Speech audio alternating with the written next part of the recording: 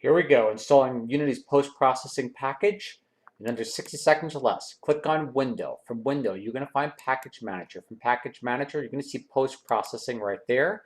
From there, you're going to want to hit Install. I already have mine installed to save time. From there, you are going to go to Main Camera. Main Camera, you're going to add Component. You're going to look for Post-Processing Layer.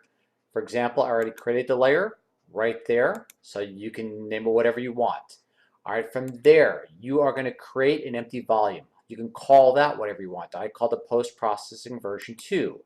Then you're going to add component. Add component, you're going to go to post-processing volume.